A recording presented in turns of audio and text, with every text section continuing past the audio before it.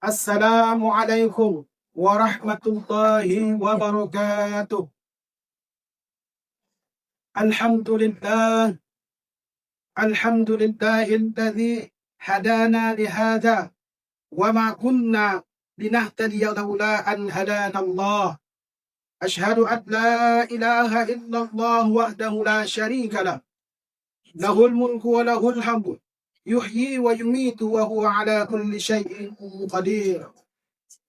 وأشهد أن سيدنا محمدا عبده ورسوله لا نبي بعده. اللهم فصل وسلم على سيدنا محمد وعلى آله وأصحابه المهتدين الطاهرين. أما بعد، فيا أيها الحاذرون أوصيكم ونفسي بتقوى الله في كل وقت ومكان لعلكم تفلحون. قال الله تعالى في القرآن العظيم: أعوذ بالله من الشيطان الرجيم. بسم الله الرحمن الرحيم. يا أيها الناس إنا خلقناكم من ذكر وأنثى وجعلناكم شعوبا وقبائل لتعارفوا إن أكرمكم عند الله أتقاكم إن الله عليم خبير. Sadaqallahul azim. Jamaah salat Jumat rahimakumullah. Segala puji marilah kita panjatkan kehadiran Allah Subhanahu wa taala. Zat yang telah menciptakan manusia dengan sebaik-baik ciptaan, menjadikan laki-laki dan perempuan sebagai pasangan yang saling menyempurnakan, serta membebankan kepada keduanya tanggung jawab yang seimbang dalam membangun kehidupan berlandaskan keimanan dan akhlakul karimah. Salawat serta salam semoga senantiasa tercurahkan kepada Nabi Muhammad SAW, suri teladan bagi seluruh umat manusia. Kita semua termasuk golongan yang memperoleh syafaat beliau pada hari kiamat nanti. Amin ya rabbal alamin.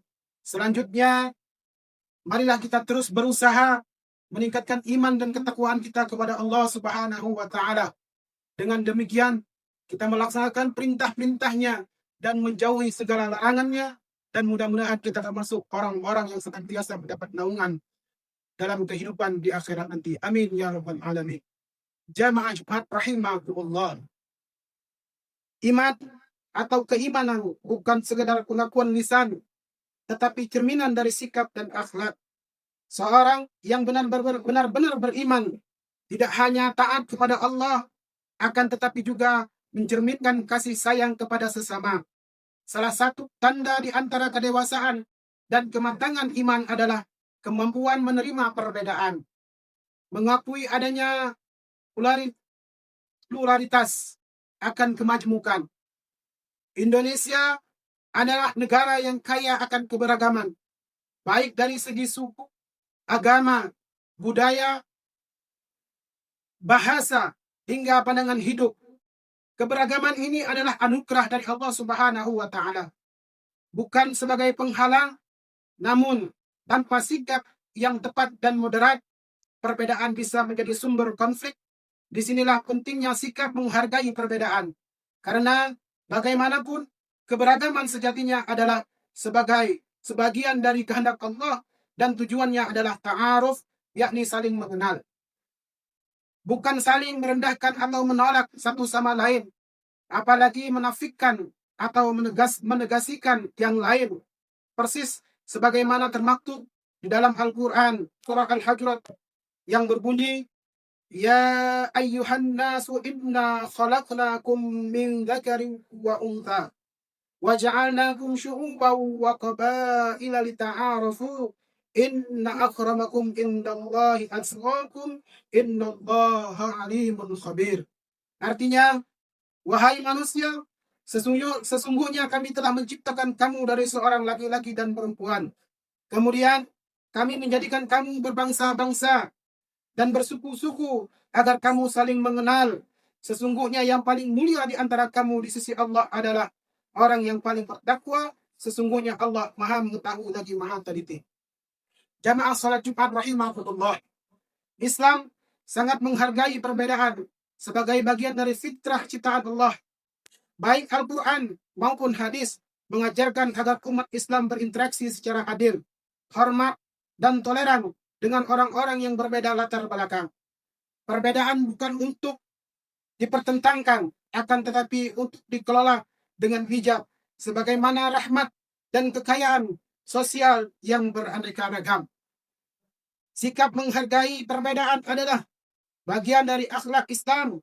Bukankah 14 abad yang lalu Rasulullah Shallallahu Alaihi Wasallam hidup di tengah masyarakat yang majemuk di Madinah, di mana terdiri dari kaum Muhajirin, Ansor, Yahudi, dan suku-suku Arab lainnya. Namun di tengah kondisi tersebut, Nabi Shallallahu Alaihi Wasallam membangun masyarakat berdasarkan keadilan, toleransi, dan saling menghormati. Islam sebenarnya tidak hanya memerintahkan kita untuk beribadah kepada Allah Subhanahu wa Ta'ala. Islam juga kehadirannya untuk menjadi rahmat bagi sesama manusia tanpa membedakan latar belakang.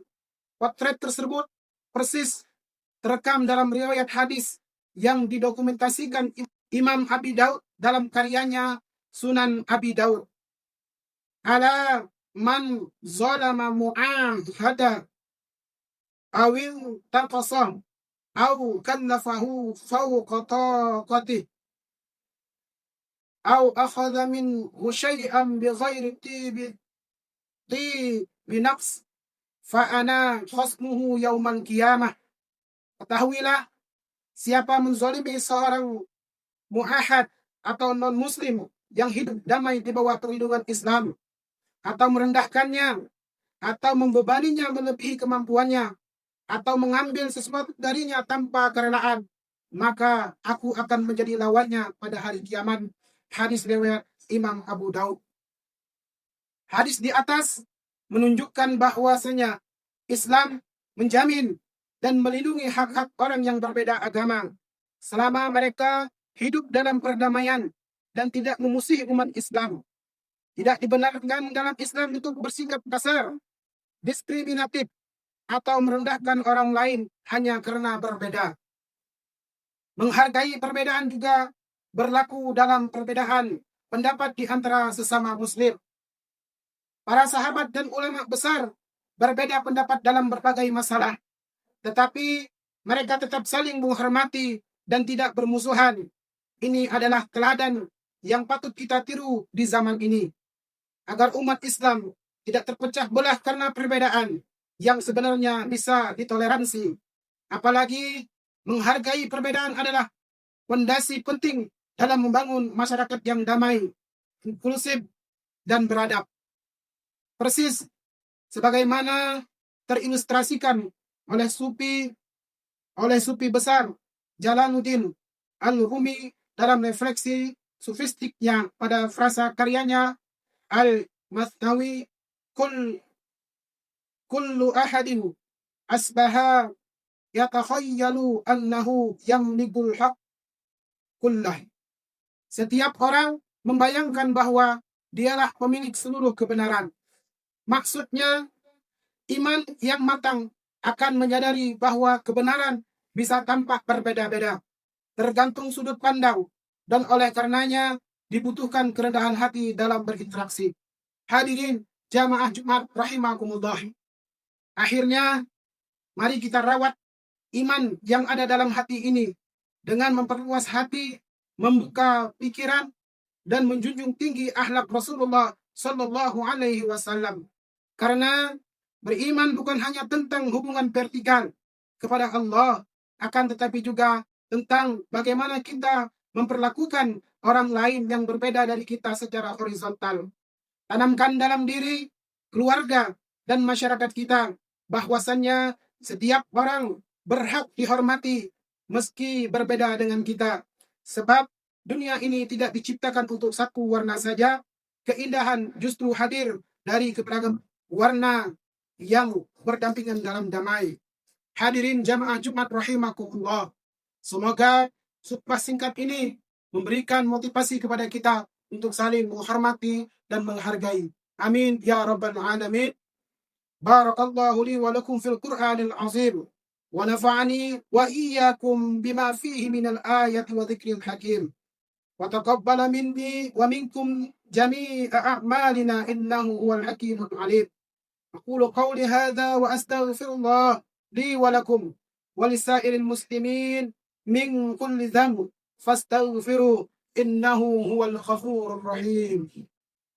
الحمد لله على الحمد لله على إحسانه وشكر له على توفيقه وامتنانه، وأشهد أن لا إله إلا الله وحده لا شريك له، وأشهد أن سيدنا محمدا عبده ورسوله الداعي إلى رضوانه.